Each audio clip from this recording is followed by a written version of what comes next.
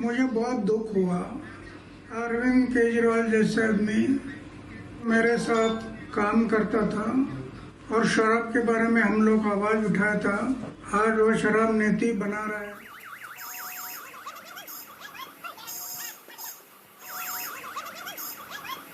गिरफ्तार अरविंद केजरीवाल को दिल्ली की राउज एवेन्यू कोर्ट ने 6 दिन की ईडी की रिमांड पर भेज दिया है। अब नमस्कार, मैं वैभव संगम मिश्रा, अधिवक्ता उत्तर प्रदेश, आपका स्वागत करता हूं अपने चैनल पे। आज हम लोग समझेंगे और आज हम लोग चर्चा करेंगे केजरीवाल के अरेस्ट पे।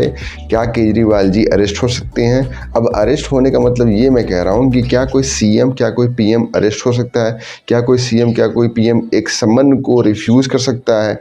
ये सारी चीज़ समझेंगे हम लोग इस वीडियो में। इसके अलावा अगर आप हमारे चैनल पर नए हैं तो कृपया करके सब्सक्राइब बटन को दबाएं, जिससे आप इसी संबंध के और करंट अफेयर से संबंध में आप वीडियोस के नोटिफिकेशन पाते रहें। Let's learn, explore and have fun all together.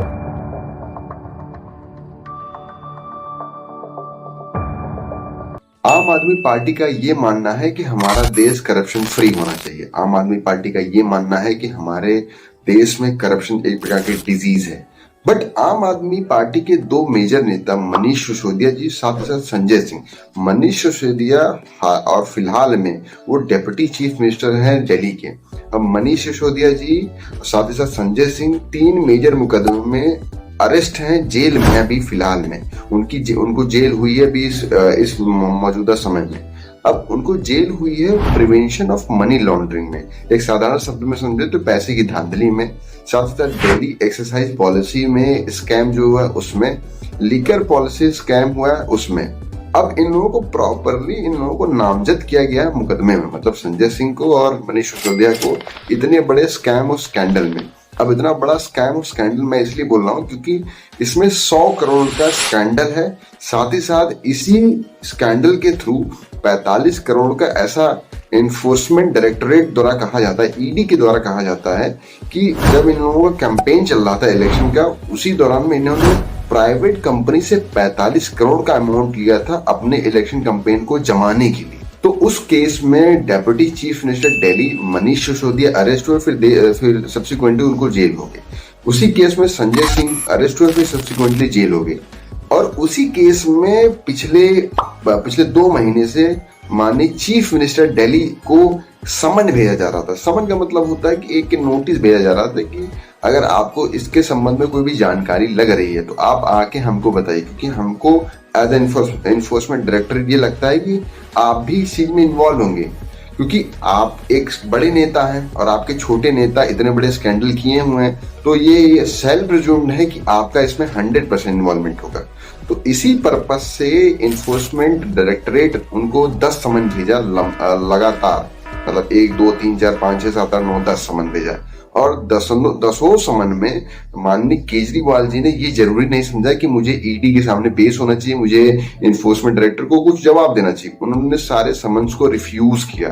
अब इसी रिफ्यूजल पे 21 तारीख को इन्फोर्समेंट डायरेक्टरेट ने लमसम रात के 12-1 बजे केजरीवाल को अरेस्ट कर लिया गया। केजरीवाल को अरेस्ट करके उन्होंने अपने हेडक्वार्टर ले गए। अब 21 तारीख को थर्सडे था जब उनकी अरेस्ट हुई, तो फ्राइडे को एक पिटीशन मूव किया गया सुप्रीम कोर्ट में। अब पिटीशन का बेसिकली यही मतलब, यही पर्पस और यही एम था कि जो केजरीवाल का अरेस्ट था उस पर स्टे लग जाए। बट अब सुप्रीम कोर्ट को ऐसा कोई ग्राउंड ही नहीं दिखा उस पिटीशन पे, यहाँ तक कि सुप्रीम कोर्ट उस पिटीशन को रिजेक्ट करने वाली थी। और बहुत बड़े बड़े वकीलों ने और उसमें अपना हाथ लगाया था, बट उस पिटीशन को सुप्रीम कोर्ट रिजेक्ट करने वाली थी। तो जब रिजेक्ट होने वाला था पिटीशन, तो केजरीवाल जी के वकीलों ने उस मुकदमे को नॉट प्रेस कर लिया, विड्रॉ कर लिया, कि जिससे हम लोगों के पास ये राइट बचा रहे कि हम लोग सुप्रीम कोर्ट वापस आ सकते हैं। उन्होंने दिल्ली हाई कोर्ट में भी रिलीफ के लिए 21 तारीख को ही लगाया था, बट दिल्ली हाई कोर्ट ने 22 तारीख की तिथि रखी, तो 22 तारीख को उन्होंने केजरीवाल को 6 दिन के लिए कस्टडी दे दी इन्फोर्समेंट डायरेक्टरेट को। मतलब ईडी को दिल्ली रॉस रेवेन्यू कोर्ट ने ईडी को ये परमिशन दे दिया कि आप इनको 28 तारीख तक अपनी कस्टडी में रख सकते हैं, इनसे पूछताछ कर सकते हैं, इनसे जो भी आपको जानकारी चाहिए उसके संबंध में इनसे बातचीत कर सकते हैं। अब इनके ऊपर क्लेम कैसे कैसे लगे। सबसे पहला क्लेम लगा कि section 19 prevention of laundry act, money laundering act, इसका बेसिकली मतलब ये होता है कि जब ये पॉलिसी के संबंध में मामला चल रहा था, पॉलिसी को बनाने का मामला चल रहा था, उस संबंध में इन्होंने MOE मतलब बहुत सारे ऐसे ग्रुप्स होते हैं जिसमें आपको बिल डिस्कस करना होता है, जो कि ये लोग भूल गए बिल डिस्कस करना। इन्होंने बिल में कुछ ऐसे नॉर्म्स रखे हैं जो किसी प्राइवेट पार्टी को बहुत मदद कर रही होगी। तो उस नॉर्म्स के तहत जब ये बात ईडी को पता चली तो ईडी ने उसी बीच में इंटरवेंशन कर दिया गया। साथ ही साथ जब दिल्ली एक्सरसाइज पॉलिसी और लीकर पॉलिसी पास हो रहा था, उसी दौरान में 100 करोड़ का स्कैम भी पाया गया।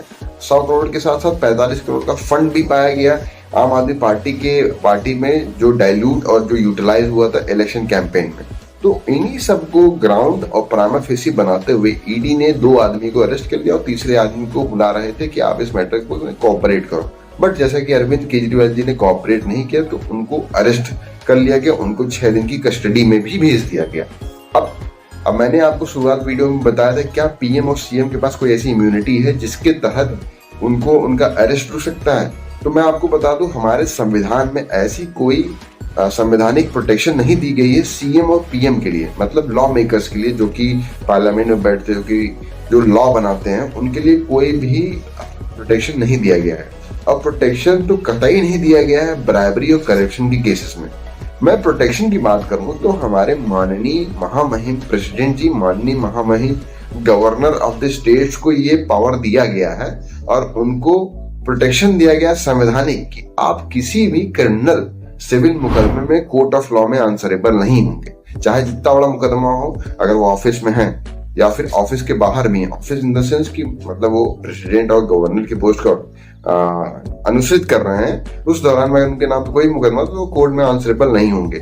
ये लिखा है हमारे कॉन्स्टिट्यूशन के अनुच्छेद 361 में, 361 में इसकी कंप्लीटली व्याख्या की गई। बट हमारे पीएम और सीएम के लिए ये चीजें नहीं लिखी गई हैं। अब इसका एक बहुत बड़ा आप एग्जाम्पल ले सकते हैं। एक केस हुआ था Rajnarayan versus state of Uttar Pradesh, जिसमें इंदिरा गांधी को भी कोर्ट में खींचा गया था। उनको यहाँ तक कि इलाहाबाद में कन्विक्ट कर दिया था और उनसे उनकी पीएम की सीट छीन भी ली थी और उनको इलेक्शन के लिए बार्ड कर दिया गया था। साथ ही साथ उसी मुकदमे में सुप्रीम कोर्ट ने स्टे लगा दिया। तो ये पहली बार ऐसा मुकदमा नहीं है कि पीएम और सीएम के खिलाफ कोई क्रिमिनल प्रोसिक्यूशन हुआ और वो जेल गए हैं। हाल ही में आपने खुद देखा कि डिप्टी सीएम मनीष सिसोदिया को जेल में डाल दिया गया। तो यही मामला था हमारे केजरीवाल जी का, और उनको किसी भी उनके जो पोस्ट अनुसरित कर रहे हैं पीएम सीएम का और उनके कलीग डिप्टी सीएम का, उनको कोई भी प्रोटेक्शन नहीं है संवैधानिक। हाँ, प्रोटेक्शन दिया गया है बट वो गवर्नर और प्रेसिडेंट के लिए दिया गया है। तो लेट्स सी कि इस मुकदमे में आगे क्या होता है। यदि आपको किसी और विषय पे एक विस्तृत जानकारी चाहिए तो आप हमको कमेंट सेक्शन में बताएं। और हाँ, अगर आपको हमारी वीडियो अच्छी लगे तो वीडियो को लाइक करें, अगर बहुत अच्छी लगी तो वीडियो को शेयर और सब्सक्राइब का बटन दबाएं। Will see you again in the next video. That's all for the today. बहुत बहुत धन्यवाद आप लोगों का।